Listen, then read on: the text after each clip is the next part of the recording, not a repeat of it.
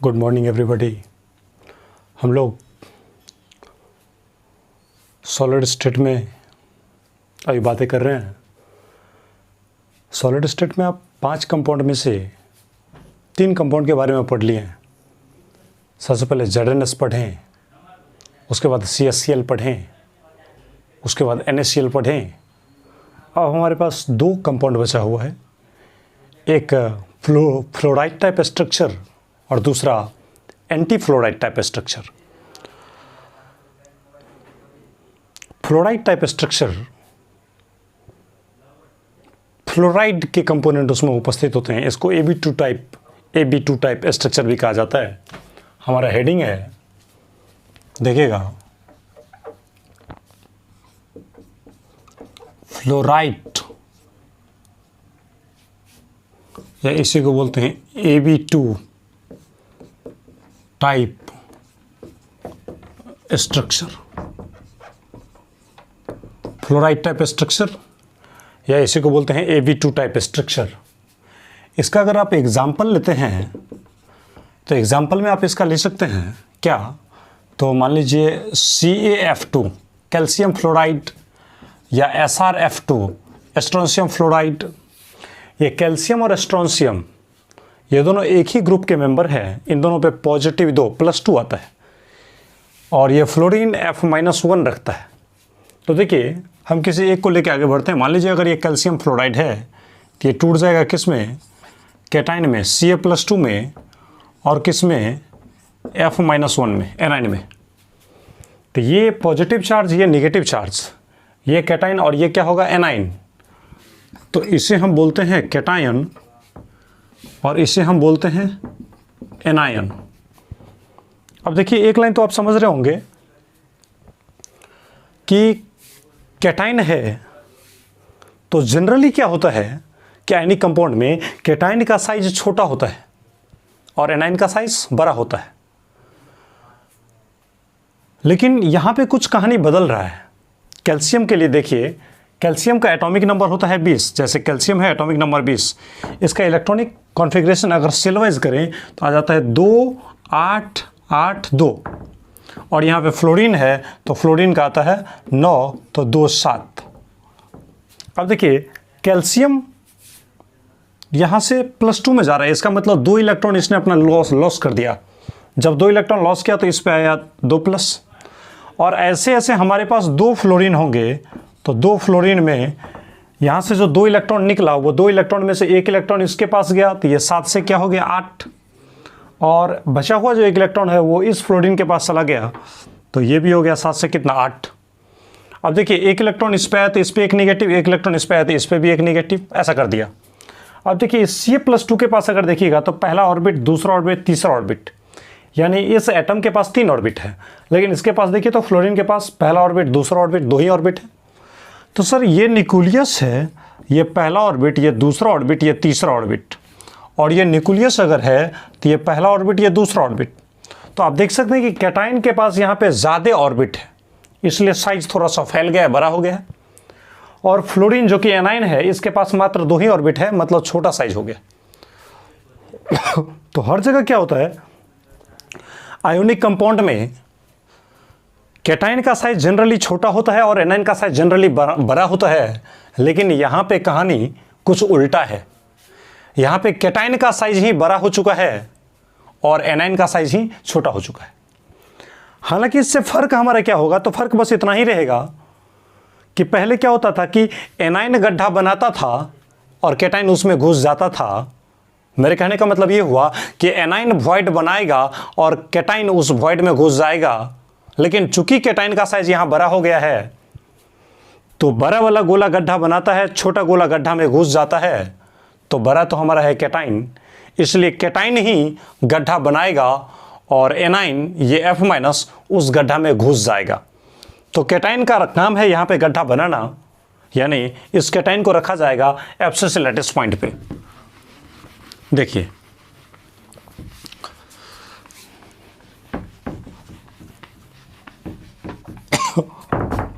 यहां से एब्सिसी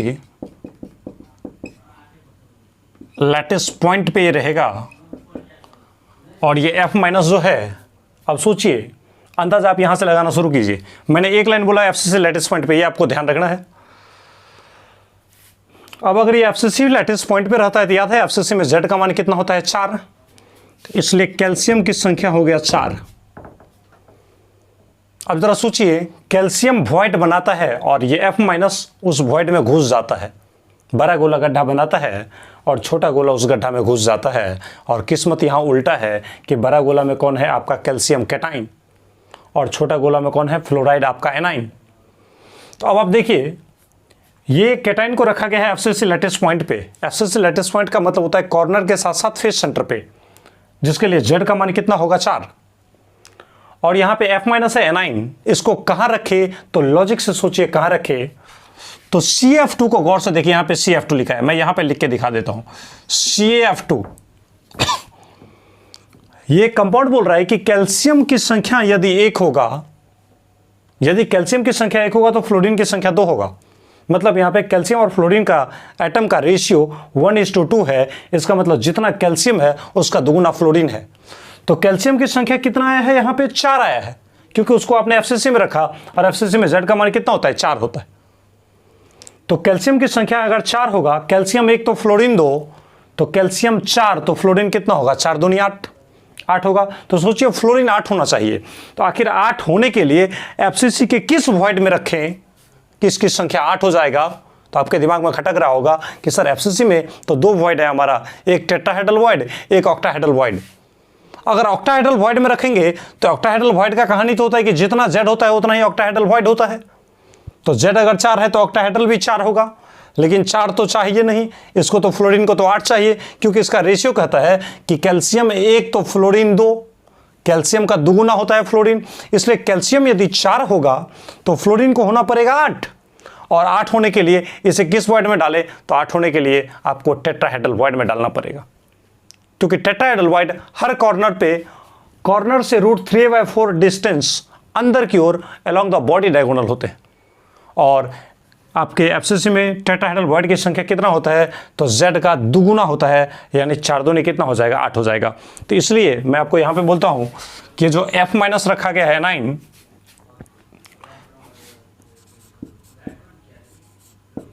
eight FCC lattice point, ये रखा गया है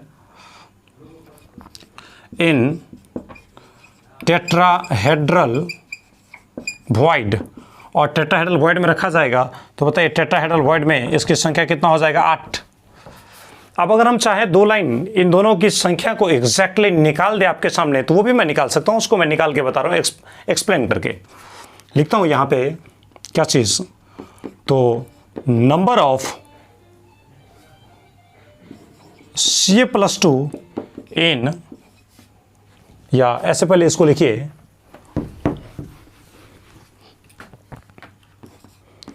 Ca+2 will be present at FCC lattice point। देखिए Ca+2 कहाँ रहता है, तो FCC लैटिस पॉइंट पे रहता है, FCC लैटिस पॉइंट। और आपको याद होगा FCC लैटिस पॉइंट के बारे में, FCC में क्या होता है, कॉर्नर के साथ साथ फेस सेंटर होता है। तो कॉर्नर की संख्या कितना होता है, 8, और कोना का कंट्रीब्यूशन कितना होता है, 1/8। तो एक कोना से आता है 1/8, तो 8 कोना से आएगा 8 गुना 1/8, और ये कट के कितना देगा, 1 देगा। अब प्लस FCC का मतलब कॉर्नर के साथ साथ फेस सेंटर, तो कॉर्नर से तो आ गया प्लस फेस सेंटर से, तो एक फेस से आता है 1/2, तो 6 फेस से आएगा 6 गुना 1/2, यानी देखिए ये कटेगा तो 1 और ये कटेगा तो 3, और 1 और 3 कितना हो जाएगा, 4। यानी आप देख सकते हैं FCC के लिए यहाँ पे आपके लिए आ चुका है कितना, तो 4 आ चुका है। 1 + 3 बराबर कितना आ गया, 4 आ गया। यानी कैल्शियम एटम की संख्या, सॉरी कैल्शियम आयन की संख्या कितना हो गया, 4 हो गया। इसी प्रकार से अगर हम F माइनस की संख्या निकालने की कोशिश करें तो मैं यहाँ से लिख सकता हूँ क्या, तो F-1 will be present in all tetrahedral void, F minus कहाँ उपस्थित रहेगा, तो सारे के सारे टेट्राहेड्रल वॉइड में। और आपको पता है कि टेट्राहेड्रल वॉइड की संख्या कितना होता है, तो 8 होता है, इसलिए 8 हो जाएंगे। अब जरा सोचिए, इन दोनों लाइन से आप इसका फॉर्मूला बना सकते हैं। पहले तो इसको आप नोट कीजिए, मैं कुछ जगह को मिटाता हूं, फिर मैं आपको समझाता हूं। लिख लिए होंगे, चलिए मिटाते हैं। लिख लिए, अब देखिए मिटा दिया जाए। देखिए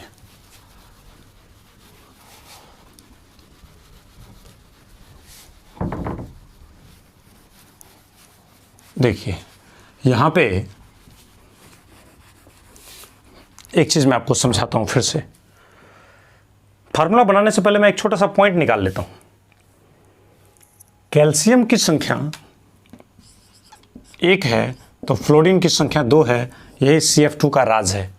जितना कैल्शियम होता है उसका दुगुना फ्लोरीन होता है। अब आप एक बात सोचिए कि यहां पे फ्लोरीन था, फ्लोरीन को कहां रखा गया, टेट्राहेड्रल वॉइड में। तो टेट्राहेड्रल वॉइड में जितने गोला होंगे, बताइए टेट्राहेड्रल वॉइड कितने गोले से घिरे होते हैं, 4 से। इसका मतलब जो फ्लोरीन है, ये जो फ्लोरीन है, ये F माइनस, ये कहां पे रहता है, टेट्राहेड्रल वॉइड में। और टेट्राहेड्रल वॉइड में अगर रहता है तो उसका कोऑर्डिनेशन नंबर कितना होगा, 4। आपको पता है कि टेट्राहेड्रल वॉइड का कोऑर्डिनेशन नंबर होता है 4। इसका मतलब टेट्राहेड्रल में रहता है F माइनस, यानी F माइनस का भी कोऑर्डिनेशन नंबर कितना हो जाएगा, 4 हो जाएगा। टेट्राहेड्रल वॉइड जो 4 गोले से घिरे होते हैं, जाके देख सकते हैं, टेट्राहेड्रल पढ़ाया हुआ है, टेट्राहेड्रल वॉइड का कोऑर्डिनेशन नंबर 4 होता है। इसका साफ मतलब निकलता है कि ये F माइनस टेट्राहेड्रल वॉइड में रहेगा तो इसका भी कोऑर्डिनेशन नंबर कितना होगा, 4 होगा। तो एक लाइन तो मैं लिख सकता हूं कि coordination number of F minus, यहां से एक पॉइंट निकल सकता है क्या, तो कोऑर्डिनेशन नंबर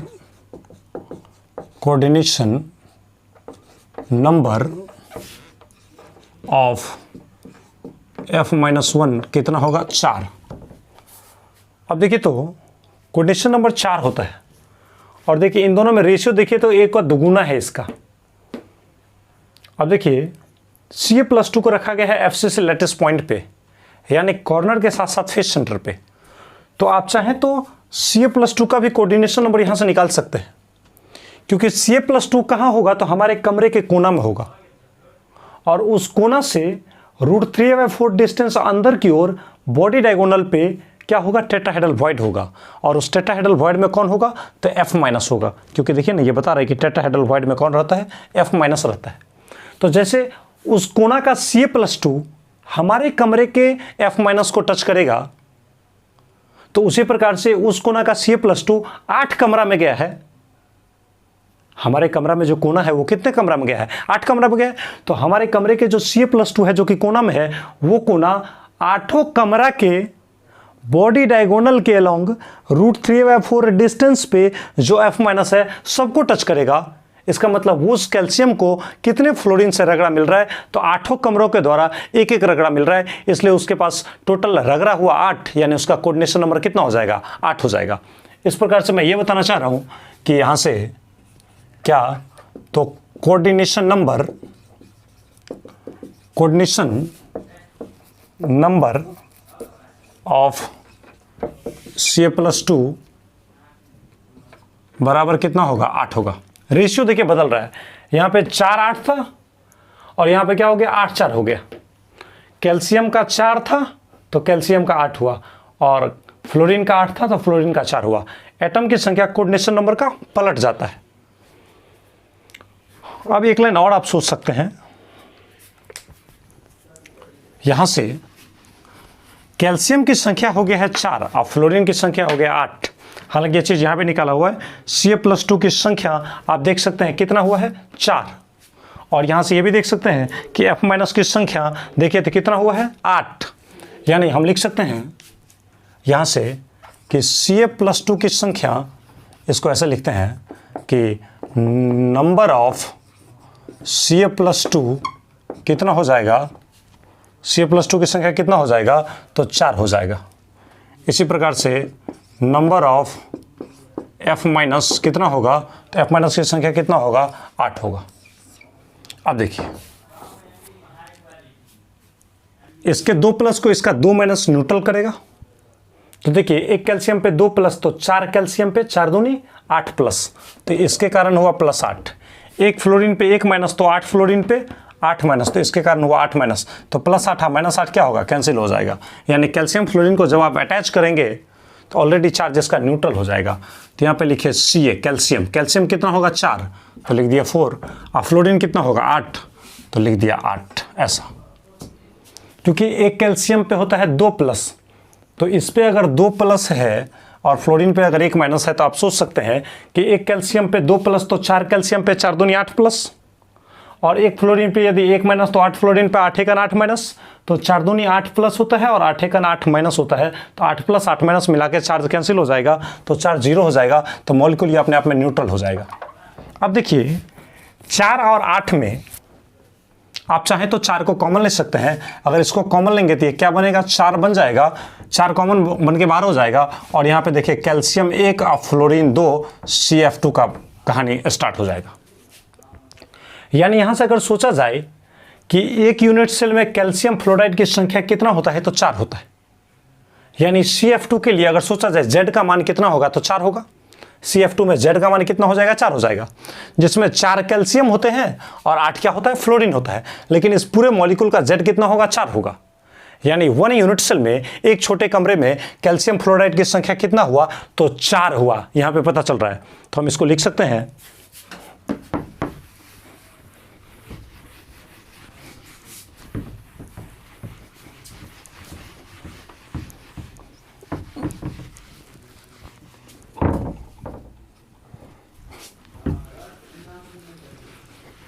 देखिए इसको मैं ऐसे लिख सकते हैं क्या, तो there are 4 formula unit of CaF2 in 1 unit cell. यानी कैल्शियम फ्लोराइड के एक यूनिट सेल में कितने फार्मूला यूनिट होते हैं, 4 फार्मूला यूनिट होते हैं।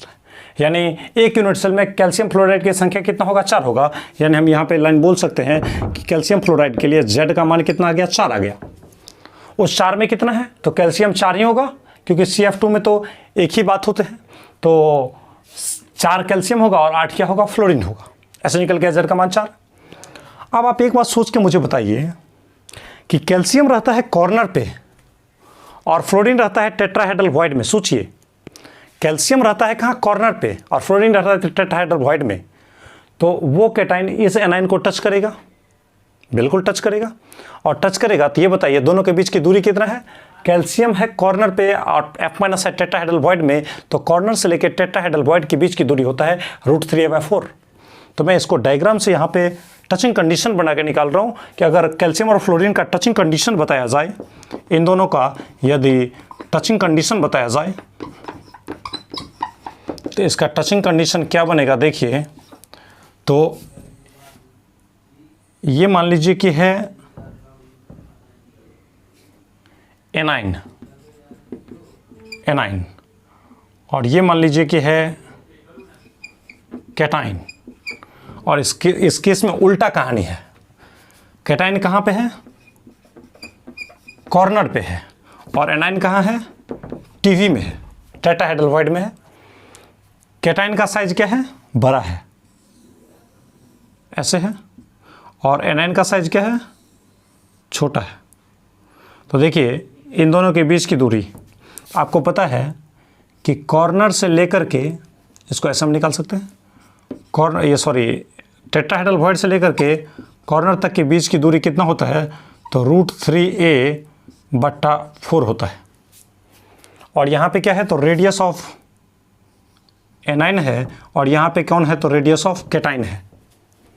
तो कैटाइन का रेडियस और एनाइन का रेडियस, इन दोनों को जोड़ दिया जाए तो किसके बराबर होगा, √3/4 के बराबर होगा। तो यहाँ से टचिंग कंडीशन का फार्मूला निकल जाएगा, radius of cation plus radius of anion, इन दोनों का जोड़ क्या होगा, तो √3a/में क्या होगा, 4 के बराबर होगा।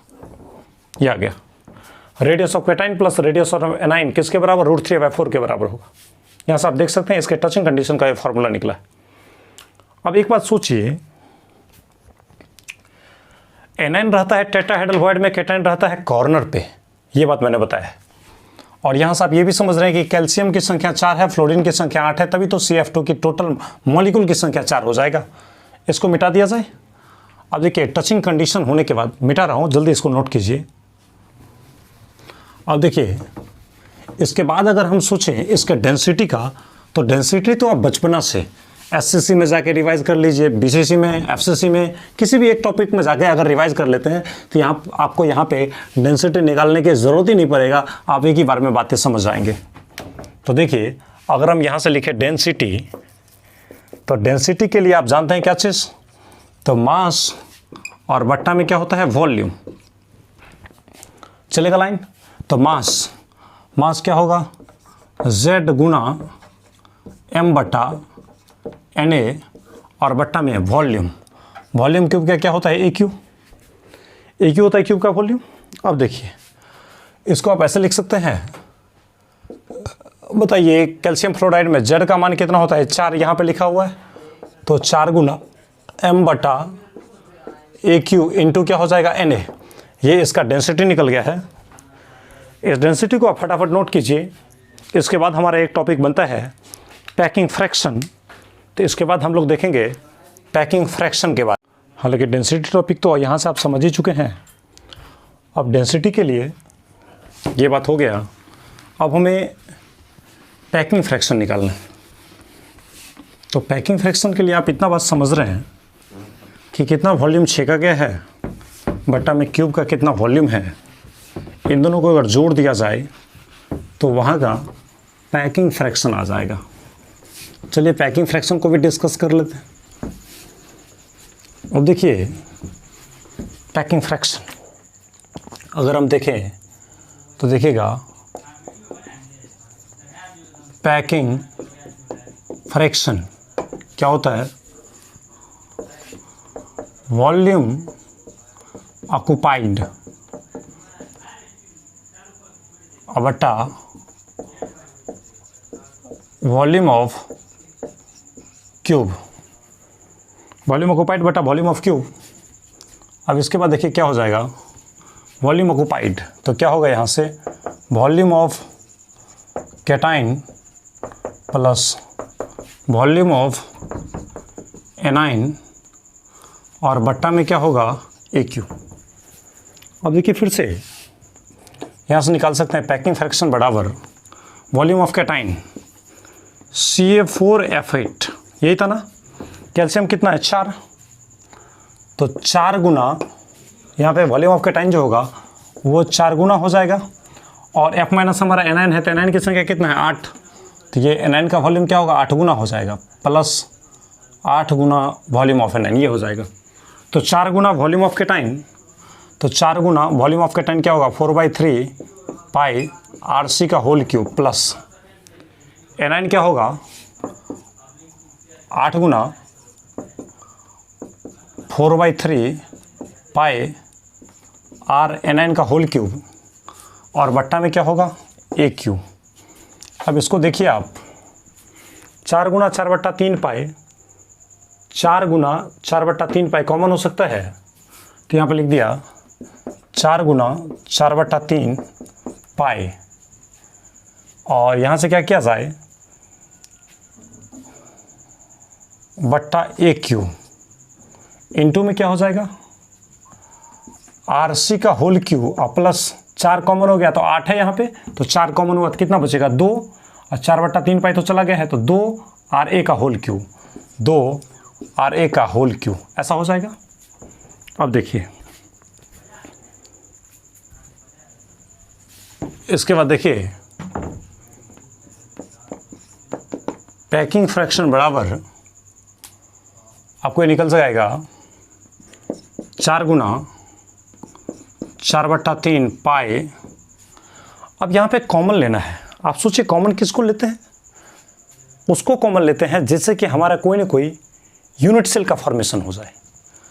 तो अगर आप एनाइन को कॉमन लेंगे तो एनाइन तो है टेट्राहेड्रल वॉइड में, तो बताइए टेट्राहेड्रल वॉइड का साथ में ये वॉल्यूम आ गया है तो ये कोई फ़ायदा नहीं करेगा। लेकिन यहाँ पे क्या है, कहानी उल्टा टाइप का है। यहाँ पे हम चाहते हैं कि ये एफसीसी बन जाए, एफसीसी का पैकिंग फ्रैक्शन बन जाए। तो एफसीसी का पैकिंग फ्रैक्शन बनाने के लिए इसमें हमें उन कंपोनेंट को लेना पड़ेगा कॉमन जो कि एफसीसी लैटिस पॉइंट में है। और यहाँ पे एफसीसी लैटिस पॉइंट में कौन रहता है, केटाइन रहता है, इसलिए आप यहाँ पे केटाइन को कॉमन लीजिए। तो केटाइन कॉमन लीजिएगा तो आरसी का होल क्यू अगर कॉमन ले लिया जाए, आरसी का होल क्यू अगर कॉमन ले लिया जाए तो यहाँ पे क्या बच जाएगा 1 + 2 इंटू यहाँ पे क्या होगा आर ए बट्टा आर सी, और इसका क्या हो जाएगा होल क्यू, ये आ जाएगा। अब अगर थोड़ा सा भी आपको असुविधा हो रहा है तो इस पूरे से इसको मल्टीप्लाई कर दीजिए, तो अपने आप क्या होगा, इसका फॉर्मेशन हो जाएगा। मतलब आप संतुष्ट हो जाएंगे कि नहीं हमारा काम बिल्कुल सही हो रहा है। अब देखिए इसको अगर गौर से देखिएगा, इस वाले हिस्से को, तो ये वाला हिस्सा आपको दिखाएगा कि केटाइन है कहाँ पे, एफसीसी लैटिस पॉइंट पे। तो ये एफसीसी में जेड का मान कितना होता है 4, वॉल्यूम होता है 4/3 पाई आर क्यू और बट्टा में एक क्यू। तो ये केटाइन जो है वो एफसीसी लैटिस पॉइंट पे है। इसका मतलब ये जो भी वॉल्यूम है, ये एफसीसी का वॉल्यूम है, और सॉरी एफसीसी का पैकिंग फ्रैक्शन है, और एफसीसी का पैकिंग फ्रैक्शन कितना होता है 0.74 होता है। इसका मतलब इस पूरे बड़े वैल्यू के तुलना में हम चाहें तो 0.74 लिख सकते हैं। तो लिख दिया 0.74 into 1 + 2 into radius of A9 बट्टा केटाइन। आप सोच रहे होंगे कि ये टेट्राहेड्रल वॉइड है, लेकिन यहाँ पे है हमको केटाइन बट्टा एनाइन का रेडियस रेशियो आया है 0.225। तो आपके दिमाग में चल रहा होगा कि हमारा एनाइन बट्टा केटाइन का हो जाएगा 1/0.225, लेकिन बिल्कुल गलत। हम यहाँ पे रेडियस ऑफ केटाइन बट्टा रेडियस ऑफ एनाइन लिखते हैं तो उसका तात्पर्य यह होता है कि केटाइन वहाँ पे छोटा होता है और एनाइन यहाँ पे बड़ा होता है। यानी टेट्राहेड्रल वॉइड में जब गोला हो तो छोटे गोले का रेडियस और बड़े गोले का रेडियस, इन दोनों का रेशियो होता है 0.225। लेकिन यहाँ पे क्या है, एनाइन ही छोटा है, तो इसका मतलब बिल्कुल सही है कि छोटे गोले का रेडियस बट्टा बड़े गोले का रेडियस, तो छोटा बट्टा बड़ा का रेडियस इसका होल क्यू। तो ये टेट्राहेड्रल वॉइड में छोटा का रेडियस बट्टा बड़ा का रेडियस, छोटा का रेडियस बट्टा बड़ा का रेडियस, इसका वैल्यू कितना होता है 0.225। तो इसको आपको 0.225 लिखना ही पड़ेगा। आप इस भूल में नहीं रहिएगा कि सर यहाँ पे आरसी व आर ए 0.225 होता है, तो इसका मतलब आर ए बट्टा आर सी तो 1/0.225 होगा। बिल्कुल गलत। हम आरसी व आर ए नहीं सोचते हैं, हम सोचते हैं छोटे गोले का रेडियस बट्टा बड़े गोले का रेडियस होता है 0.225। तो यहाँ भी कहानी क्या है, एनाइन छोटा था तो छोटे गोले का रेडियस बट्टा बड़े गोले का रेडियस, इसका होल क्यू, तो वही कर दिया 0.225 का होल क्यू। अब इसको अगर आप सॉल्व करेंगे, 1 में 2 को इससे गुना करके इसका होल क्यू कर देंगे, फिर 1 में जोड़ के इसको 0.74 से जब आप गुना करेंगे तो इसका वैल्यू कितना आएगा, तो इसका पैकिंग फ्रैक्शन निकल जाएगा कितना 0.7568। इसका पैकिंग फ्रैक्शन आ जाएगा 0.7568। अब आप सोच सकते हैं यहाँ से कि अगर इसको परसेंटेज में बातें किया जाए तो परसेंटेज के लिए क्या करते हैं, फ्रैक्शन का मतलब 1 में, पैकिंग मतलब भरा हुआ, तो 1 में भरा है इतना तो 100 में भरा होगा, 100 गुना इतना, तो 100 से इसको गुना करेंगे तो इसका पैकिंग फ्रैक्शन निकल जाएगा कितना 75.68%। ऐसे निकल जाएगा 75.68%। अब देखिए उसमें से क्या है कि आपका जो केटाइन है वो केटाइन कितना जगह छेका है 0.74, इसका मतलब 74%। तो इसका मतलब कैल्शियम +2 जगह छेका है कितना 74%, और यहाँ जो F- है वो कितना जगह छेका है तो 1.68%, तो 1.68%। तो हमारे कहने का मतलब यही है कि अगर सिंपल सा क्वेश्चन पूछ दिया जाए कि बताइए फ्लोराइड जो आप पढ़े हैं CF2, उसमें कैल्शियम कितना % जगह छेकता है, तो 74% जगह छेकता है। फ्लोराइड आयन कितना % जगह छेकता है, तो 1.68% जगह छेकता है। और CF2 में कितना % जगह भरा होता है, तो 75.68% जगह भरा होता है। और खाली कितना होता है, तो 100 में से इसको 75.68 को अगर आप घटा देते हैं तो उसका खाली का परसेंटेज निकल सकता है। तो मेरे कहने का मतलब ये इसका पैकिंग फ्रैक्शन का डाटा निकल चुका है। अब देखिए ये सब थोड़ी सी सॉलिड स्टेट की थोड़ी टफ बातें हैं, अक्सर ये सब बात कंपटीशन में ही पूछे जाते हैं, तो इसलिए इस बातों को थोड़ा सा ध्यान से पढ़ने की कोशिश करेंगे। ये बोर्ड से थोड़ा ऊपर उठ के है बातें, क्योंकि जो भी बात पढ़ाया जाता है कंप्लीटली सिलेबस इसका पढ़ाया जाता है, काट छाट के हम बातें नहीं कर रहे हैं, जो भी है to the point complete syllabus आप पढ़ रहे हैं। जब बोर्ड की बातें होंगे तो लास्ट टाइम में बोर्ड के लिए जो बोर्ड के लेवल के क्वेश्चन है उसका अपना एक इम्पोर्टेंट क्लास दिया जाएगा। उस क्लास में बताया जाएगा कौन सा क्वेश्चन आपके बोर्ड के लिए बहुत ज़्यादा इंपॉर्टेंट होता है, लेकिन आपको अभी पूरे सिलेबस अच्छे ढंग से पढ़ना है। तो उम्मीद है कि ये वीडियो अगर आप पीछे का रिवीजन किए होंगे तो समझ में आ गया होगा, और अगर समझने में थोड़ी असुविधा हो रही है तो पक्के से आप दोहराने की कोशिश करें, या पिछला वॉइड टॉपिक का, एफसीसी बीसीसी का पैकिंग फ्रैक्शन, इन सब को दोहराने की कोशिश करें। और अगर ये वीडियो पूरी समझ में आ गई हो, पसंद आ रही हो, तो पक्के से आप लाइक करें, और लगातार इस तरह की सुविधा जारी रखने के लिए हमारे चैनल को अवश्य शेयर और सब्सक्राइब करें। और अक्सर आप वीडियो को लाइव स्ट्रीम में ही देखने की कोशिश करें, क्योंकि अगर एक झलक देखे रहेंगे बातों को तो बातें बहुत हद तक समझ में आ जाएंगे। और हालांकि ये ज़्यादा से ज़्यादा मैथमेटिकल कैलकुलेशन है तो कोई ज़्यादा टफ नहीं है। मिलते हैं फिर से अगले क्लास में। Thank you.